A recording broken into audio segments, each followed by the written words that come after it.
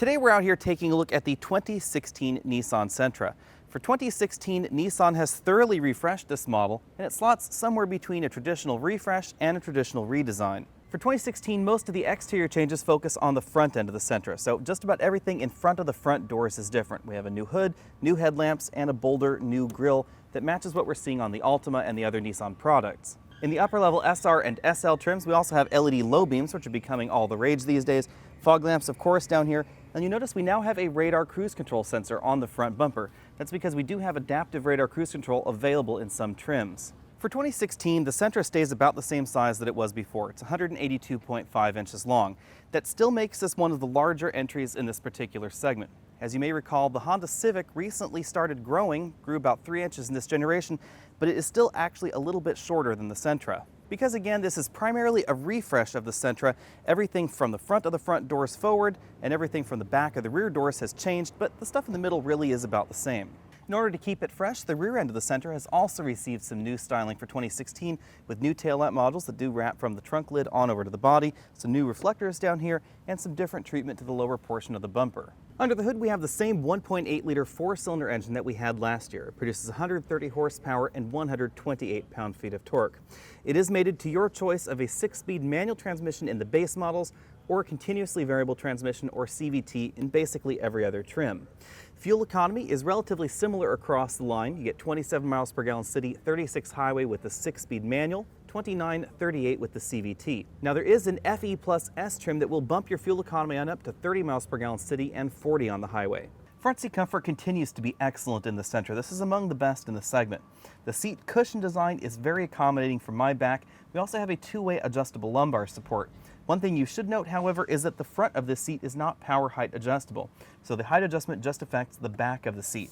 That does mean that taller people may find their hair brushing on the ceiling. I still, however, have about 1.5 inches of room even in our sunroof equipped model. With over 37 inches of rear legroom, the Sentra is quite long, and this has more legroom in the back than you'll find in the average entry in this category, even more legroom than you'll find in some mid-size sedans. With this front seat adjusted for me and these relatively thick seat backs, I still have about 2 inches of legroom left there. Moving on over to the right side of the vehicle, this front seat was adjusted for me as well at 6 feet tall, but because of the shape of the dashboard, I actually have a little bit more room. Like most compact sedans sold in the United States, headroom is a little bit limited in the back compared to the next size up, something like that Nissan Altima.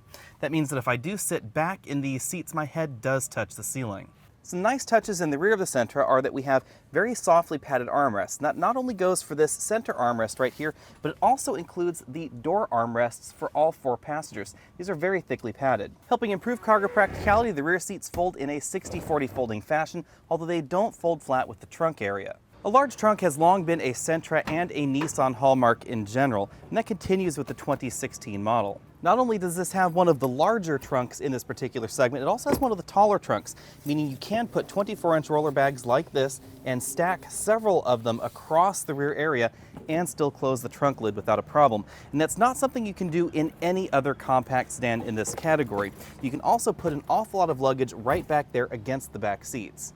That's all because the trunk in the Sentra is very, very deep. You can actually see how much further down it goes than the rear bumper, and that's even including the fact that we have a compact spare tire under the cargo load floor and enough room for a full-size spare tire if you so desire. Taking a quick peek around the interior, we are in the SL trim, so do keep that in mind. Although the SR and SL trims are fairly comparably equipped.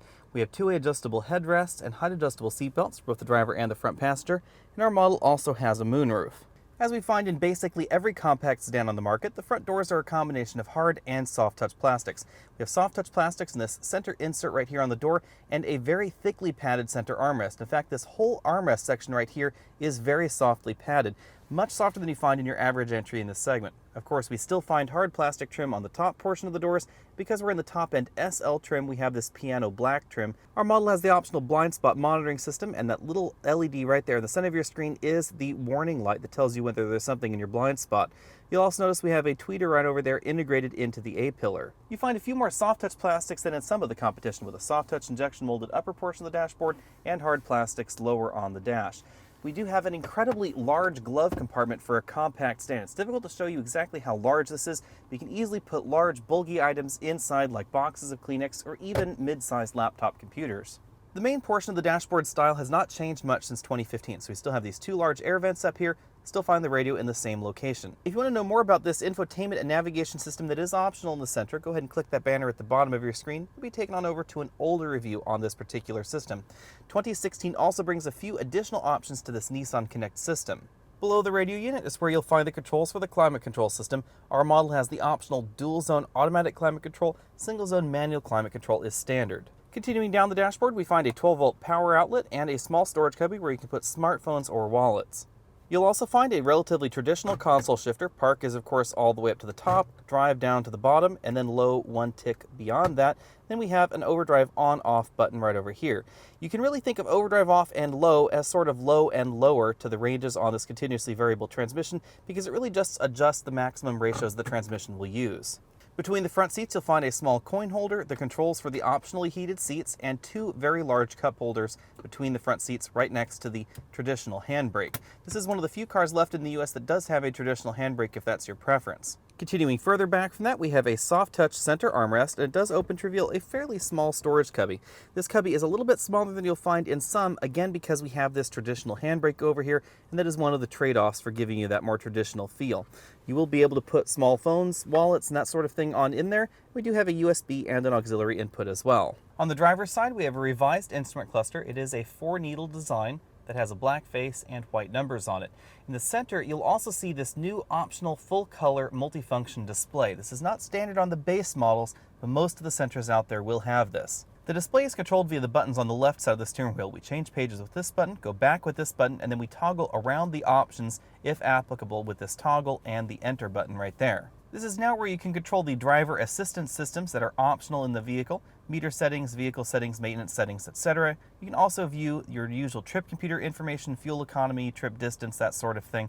Navigation information if applicable. Your vehicle does of course have to have that. You can of course see information about your media device or radio settings that are playing and see more detailed information about the status of the driving aids. The steering wheel has been redesigned for 2016. It now features a thicker rim. Of course, our model also has a leather-wrapped version of it, and we have a 3-spoke design that's more similar to what we see in the current Nissan 370Z. Those controls I showed you over here on the left side of the steering wheel, along with a source change button and volume up-down. The right side of the steering wheel is where you'll find the controls, and of course we have a new button right over here because we do have the radar adaptive cruise control, so we have a distance button. In addition to that, we have dedicated buttons for our phone hang-up as well as our voice command system and phone pickup. When you take the Sentra out on the road, it's obvious that this refresh or redesign or whatever it is that you want to call it is really more of a refinement for the Sentra than a redesign of everything. The same old Sentra that we've come to expect is here, but it has a new level of polish and sophistication that it didn't have before. That means that when it comes to acceleration, we get essentially the same score as we had last year. Now the CVT has been tweaked in terms of its software programming, and it will actually imitate shifts a little bit more readily than before. Anything above approximately a 3/8 throttle in this vehicle, and it will start imitating shifts. So if we climb up this hill, I use about half throttle or so, it's going to start imitating shifts like a traditional automatic transmission. Because the software has been tweaked on this transmission, but the basic transmission design is the same as it was before, this does not respond quite as quickly as Honda's automatic transmissions when you want to change ratios. For instance, if you floor the 2016 Accord or the 2016 Civic, the transmission will essentially downshift more rapidly than we find in this particular Nissan product. The general opinion out there seems to be that continuously variable transmissions suck the fun out of a car, and they probably do to a small amount. However, in a car this size with only 130 horsepower under the hood, there are some distinct advantages. The first being 0 to 60 time, because the Sentra is faster 0 to 60 than some of those other options out there with traditional stepped automatic transmissions. Hill climbing is another area where CVTs pay dividends in terms of drivability for small vehicles like this, because the transmission can vary the ratio, and the ratio can be whatever the transmission needs it to be to maintain a constant speed uphill. That means that you don't get the same sort of slow down, downshift, speed up, upshift sort of thing that you get in a traditional automatic in this category, most notably something like the Elantra or the Forte or even the Ford Focus. Now you'll have to wait until I have the Sentra for a complete week in order to get my final braking score, but it seems to have been improved a little bit in the 2016 model year vehicle, largely because Nissan is now putting grippier tires on every version of the Sentra. Of course, the SR trim gets even grippier tires than this SL trim that we're testing right here, but across the board, these tires help the car handle better than before and brake a little bit shorter than before. Handling has notably improved in the Sentra. This suspension is a little bit firmer than it was in the past and just seems a little bit more sorted. The rear suspension especially is more settled than the last generation Sentra that we tested. The other area that Nissan targeted for this generation of the Sentra was cabin quietness. This cabin is definitely quieter than it was before. Of course, we still have a CVT under the hood. That means we are still going to get a little bit more engine noise, especially at those higher RPMs or higher acceleration demands than you find in a traditional automatic transmission vehicle. The payoff, of course, with the Sentra is excellent fuel economy. We've been averaging 29 miles per gallon today with this Sentra, even though we have been driving it pretty hard, of course, up and down these mountains around Southern California. I should say that while that was once an extraordinary fuel economy number, you're going to get very similar fuel economy out of most of the vehicles in this segment with the continuously variable transmissions. Fuel economy is the big reason that basically every vehicle in this segment is moving to a what I might call alternative transmission design, and that would include things like CVTs or dual clutch automatic transmissions. Both of those will feel different than a traditional automatic like we find in the Kia Forte or the Hyundai Elantra, but the fuel economy is going to be better in these than you'll find in the Elantra or the Forte. Nissan tweaked the power steering system for 2016, although this is still an electric power steering unit.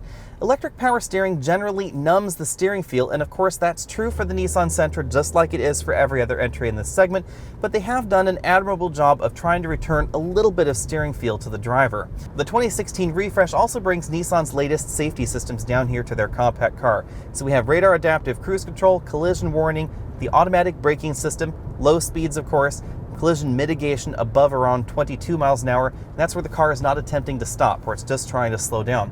We also have that blind spot warning system right over here on the A-pillars, but you won't find lane departure warning or lane keeping assist. Those are not part of the Nissan safety package like you do find in the Honda models. Of course, Honda does not have this style of blind spot monitoring. They really just have that lane watch system where there's a camera only on the right side of the vehicle, so it's not monitoring for cross traffic, and of course it's not monitoring the left of the vehicle either. Like other Nissan products with their radar adaptive cruise control system, this is a full speed range system, so it's following the car right in front of us with this system engaged, will automatically apply the brakes and take us to a complete stop. However, it will not hold you at that complete stop. After about a second or two, the system will actually release the brake pressure and you'll start rolling forward again. That is different than the Honda system, which will apply the brake pressure to keep you at that stop, and then it will let you know that the traffic has taken off in front of you. You then tap the accelerator pedal or press the button and it will continue. That's not going on in this Nissan system. Once it comes to a complete stop, you do need to put your foot on the brake pedal and hold it there while you're at the stoplight. That means that this particular system is mainly focused on long highway journeys, whereas you could see the Honda system as more of a traffic calming device. So if you're in stop and go traffic, you can use that Honda system in that situation.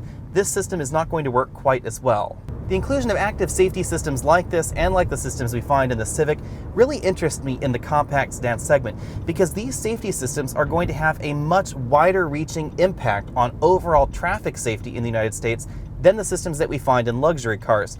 For instance, Volvo has said that by 2020 they want nobody to be killed by a Volvo or in a Volvo, and to that end they have been adding the same sort of safety systems that we're seeing in this compact sedan category to every model that they make. However, Volvo does not sell that many cars in the United States or even worldwide. Adding those same sorts of safety features even to half of the Civics and Sentras sold in the United States would make a much larger impact on overall safety, and that's why these systems really are quite interesting. The 2016 Sentra continues to be one of the least expensive entries in this particular segment, starting at $16,780. That is notably less than the 2016 Honda Civic we recently reviewed. It's also less expensive than the Corolla, the Focus, the Elantra, and basically everything else in this segment except for the Kia Forte.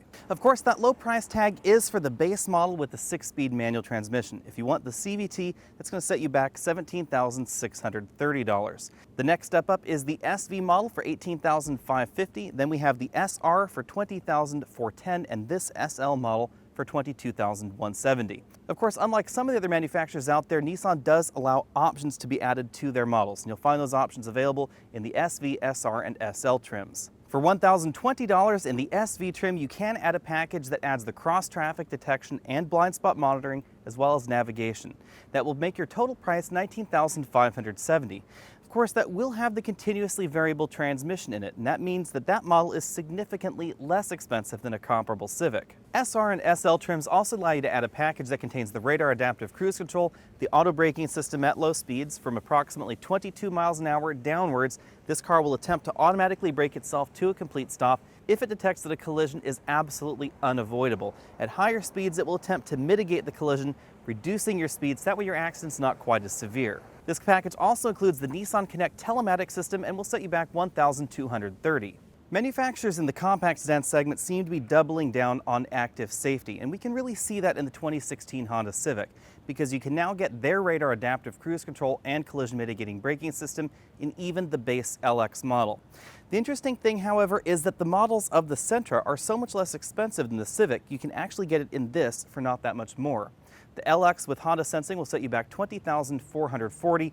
An EX trim, which I think is my realistic base for the 2016 Civic, is $22,040. For 2016, the Nissan Sentra, which is the first model you can get that package with, will set you back $21,640, comparably equipped to that EX model that is less expensive. Of course, the SL model that we're taking a look at right here, $23,400, would buy you basically the same package. That's about $1,000 less than a comparably equipped Civic EXL. That's the main thing that's going on with the 2016 Sentra. It's going to be about $1,000 to $2,000 less expensive than a comparably equipped Civic all the way on up the line. It's also going to be about $1,000 less than a Toyota Corolla. In a nutshell, that does mean that Honda is being very, very aggressive with the pricing on Honda Sensing in terms of the package pricing being only $1,000 to add that option. However, overall the vehicle is not as aggressively priced as the Nissan Sentra. The Nissan Sentra is one of the best deals in this particular segment. The Sentra is one of the more comfortable entries in this segment with one of the largest and most accommodating cabins and cargo areas, but it's priced only a little bit more than a comparable Kia Forte. While my personal tastes direct me a little bit more strongly towards the 2016 Honda Civic, the Nissan Sentra is definitely a solid entry in this segment, and it should be on your shopping list. Thanks for taking the time to check out this video. Again, I'm Alex Dykes, and this has been the 2016 Nissan Sentra. Be sure and check out those related videos down there across the bottom of your screen. Hit that subscribe button, and I'll see you next week.